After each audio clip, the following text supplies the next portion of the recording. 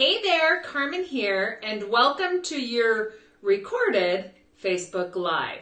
So normally I do this live, and I just happen to be traveling.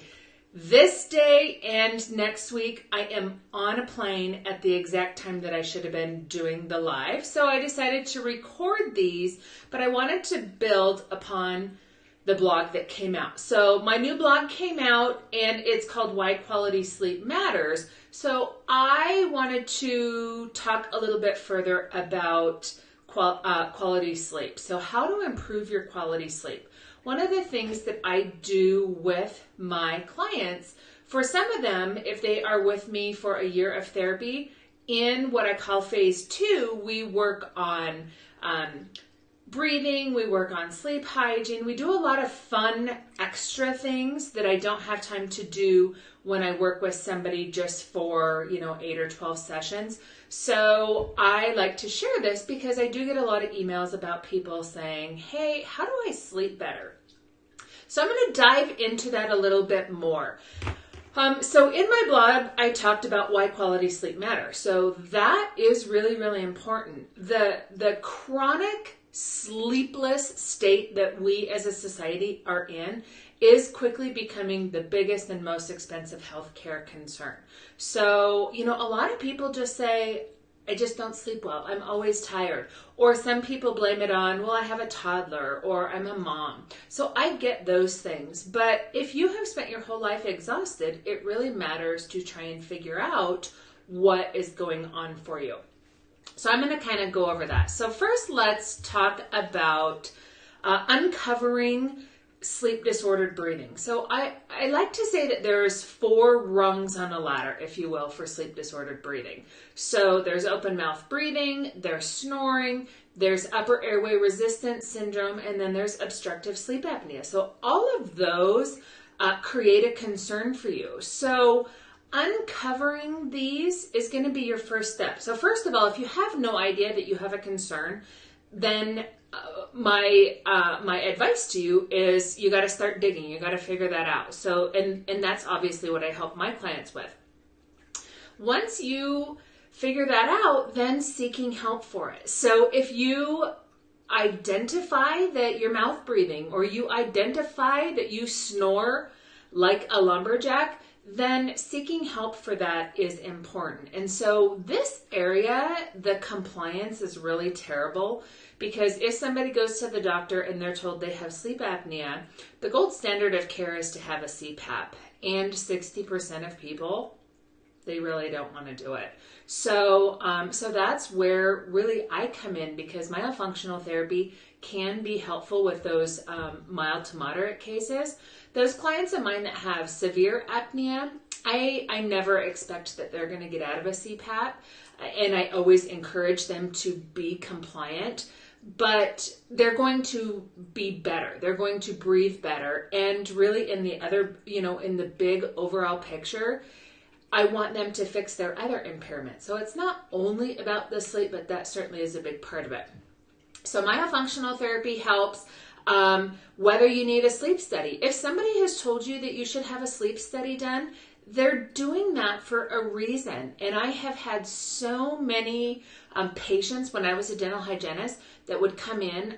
One I'm thinking of in particular was a physician. And when I did his medical history update, he said, Carmen, I have sleep apnea. And when we talked a little bit more about it, and he said, I had no idea what a good night's sleep was like until I had one. So here you have a doctor who had no idea that he even had a concern. And thankfully, he figured it out, but I'm guessing he was probably 60. So if somebody tells you you need a sleep study, do it. Do not stick your head in the sand, because long term, it's very detrimental. Okay, and very expensive. It can be very expensive. It's very degenerative, and it's important to take that serious. Another thing is, if somebody tells you that you should have a frenectomy, you definitely should have that, because that tongue being anchored to the floor of the mouth is an obstacle. So when you're on your back and that tongue falls into the back of your throat, that's an obstacle. So that causes problems. If you've been told you have a tongue tie and you should do something about it, you should. Now remember, it's very important to do myofunctional therapy and your frenectomy. So all of this stuff kind of ties together. And then if a doctor tells you should have a CPAP, then I encourage compliance. Or compliance and myofunctional therapy to see if you can get yourself to a position where you don't have to have a CPAP. But really beyond a certain point, you need a CPAP. Like I said, it's the gold standard of care. The problem is that the compliance is just so low. All right, so next, what I really wanted to dive in here is talking about sleep hygiene. This is something that, like I said, I do with my clients in phase 2 of therapy, if they're with me that long. It's something that we all know. All of this stuff that I'm going to go over with you is stuff you have probably heard. That's the frustrating thing. When I teach this to my clients, they say, yeah, I know that. It's just takes somebody coaching me and walking me through it and holding me accountable. It's much the same that if you stuff your face with cheeseburgers and fries, it's going to be a problem for you someday. So it's not that we don't know this stuff. It's just sometimes you need somebody else to bring it home to you. So I am going to pop up here on the screen a graphic that I use when I am educating my clients for sleep hygiene. So first, so this is the 10 rules for improved sleep hygiene. So when somebody works with me, before we get to this point, I have them do a sleep diary. So that is helpful, and I would encourage you to find that. You can always email me and say, hey, Carmen, can you send me your sleep diary? I don't have a problem doing that. But finding your habits.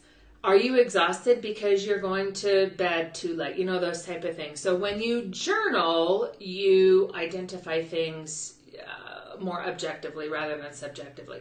So first, let's talk about avoiding the nightcap. I think this is a biggie for a lot of people because they drink because they think it helps them sleep better. I used to be married to somebody who did that, and I would say, please don't drink because you sleep better. Some people call that passing out or sleeping very heavy, but he would snore and it was very disruptive to me. So that nightcap, it affects your sleep. It prevents you from getting deep sleep. And if you're the person drinking and you sleep next to somebody, you might be creating misery for them also. So definitely that is important.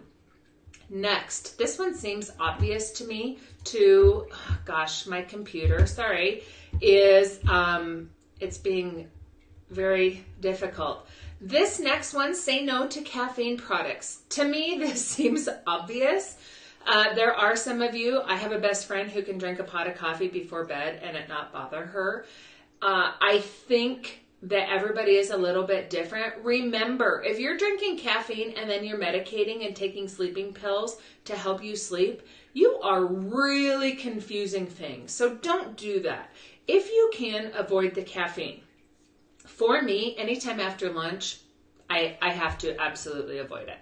Avoid nicotine. This is a stimulant. So if you are a nicotine user and you're a smoker or whatever, stop it before bed, okay? I think my thing here says an hour before bedtime. So if you can do at least that, you're going to be doing better for yourself. The next thing is don't fill your belly. We have all done that. We eat too late, we eat too much, and we go to bed and we're just like this beached whale there, miserable. Don't do it. If you're eating late or if it's a heavy meal, eat less. If you know you're going to eat late, plan something light. In my house, if we're eating late, it's a salad, and it's not super protein heavy. That really seems to make a difference, okay? Avoid last minute exercise. This, again, is a no-brainer to me, but, I have had clients that it's nothing for them to get on the treadmill and run at 9 p.m. So I understand that there's a balance there between, hey, Carmen, I have to get it done, or I don't get to get my workout in, or I have to do it this late. So, I would encourage you to maybe have better planning so that you don't have to get it in at the end of the day. And just know that you are affecting your sleep quality by exercising so late. Now, some people will argue that when they work out, they are so exhausted, they feel like they sleep better, but your sleep may not be good quality, okay? Next, have a sanctuary. So I love this one because my bedroom, of any place in my house, my bedroom is my sanctuary. I love it. Definitely by 8 o'clock at night, we kind of start leaving the, living room, kitchen area of our house and heading to the bedroom. We start getting ready for bed. I turn on my diffuser. I have my salt lamp. I always laugh that I'm kind of hippy dippy, so I get everything just set up right. But what I mean by sanctuary is that we look forward to our bedroom. I love my bedroom. I love everything about it. So if you have a messy bedroom, if you've got stuff stacked everywhere, if nothing is clean, if it's filthy and unorganized and all of that stuff, that is not a sanctuary. So I encourage you to make it so that it's an area that you look forward to going to. Next, keep it comfortable and dark. So we tend to be pretty chilly when we get into bed, but again, you sleep better when it's cooler. So not having the heat blasting is going to make it a lot better. Also dark. So for me, when we talk about dark, I have to wear what my sweetheart so kindly calls my horse blinders, because I don't like the lights in any part of my house always seem to transmit down the hall. If there's a night light in the kitchen, I swear it's lighting up the bedroom. So I do wear my sleep blinders once I get into bed. So dark is important. If you have like light canceling or the blocking drapes or whatever, that is going to be really helpful. I just don't have that luxury of those in this particular house. Next, ban TV and electronics. So this is all over the news all the time. Put your phone down, put everything away. I have met with clients who meet with me when it's nighttime in their country, and they wear like the special sunglasses so they're not getting that computer screen light, that blue light. That is very disrupting. I read at night. So I encourage my clients to do that. Many of my clients hate to read, which is crazy to me because I have read my whole life, but it helps you prepare for bed. And to me, there is no better way to be able to go to sleep than when I'm reading my book and my head is bobbing and I can't keep my eyes open. To me, that is perfect. Like, just shut the light off and go to sleep, right? Some people just fight it. So get rid of the electronics. I have a rule that I most of the time follow. I'm not perfect, but when I bring my phone into my bedroom, I plug it in and I put it face down. Then I get ready for bed. I do my reading and all of that stuff. So I never look at it again. I don't read an email because I don't want somebody to tick me off before bed. Or if it's a great potential client or they have a question, I love to serve my population so much, my community, that I feel like I got to sit right up and answer that email. So I have stopped that. I don't look. I wait till the next day during my email hours to answer that. If somebody sends me a text message, I don't need to see something happy, funny, sad, nothing. I don't want any emotions before bed. I just want to relax, okay? So put the stuff down, get a book, get a magazine, do something to rest your mind. Next, number 9, prepare your body for sleep. So this kind of ties back to have a sanctuary. I love my bedtime routine. So I have so this is kind of on the sanctuary thing. I have great linens. I have expensive pillowcases. I have the best down comforter that I felt like I could find at the time. I love crawling into my bed because it's amazing. My female clients Get some pajamas that you look forward to put on. I'm not talking sweats. I'm not talking your sloppy sweatshirt or your tank top. Get something that you love. I have satin pajamas that I cannot wait to put on at night. Sometimes that is 5 p.m. because I love them that much. So the bedtime routine to start preparing your body for sleep is important. Like I said, 8 o'clock, you can see the lights going off in our house as we migrate to the bedroom. I have my certain routine, my shower. I use the best face products. I love spending extra so that I can pamper myself in this area. So for men, you're going to have to figure out your thing. Like my sweetheart, does all of his stuff. He has his routine. I'm pretty sure it's not involving luxurious face products, but who knows? I guess I've never asked. But for my female clients, I am always saying, start looking forward to bed. Get your pajamas, get the nicest sheets, all of that stuff so that crawling into your bed, for crying out loud, if you have a terrible bed, get a new one. We all should, replace it like something like every 7 years. But if your bed's lumpy and bumpy and it's terrible and it's sagging in the middle and you're not sleeping well, solve the biggest thing first. My bed, I love it. I slept on the same kind in a Marriott once in Seattle, and I called them, found out what it was, and I have it. So now hotels are really starting to tell you in usually a brochure or something in the hotel room what their bedding is. But if not, find out. Look forward to going to bed. Prepare your body for sleep. Let your body know, when I wash my face, when I drink my cup of tea, when I put the lavender in my diffuser, when I turn on the salt lamp, whatever your routine is, your body will start to know that it's ready for bed, okay? Don't medicate. Try not to do pills if you don't have to, because just because you're zonking yourself out does not mean that you're actually sleeping well. And then last, keep regular hours. So this kind of goes back to that sleep journaling thing. If you're getting 6 hours of sleep at night, you are aging yourself.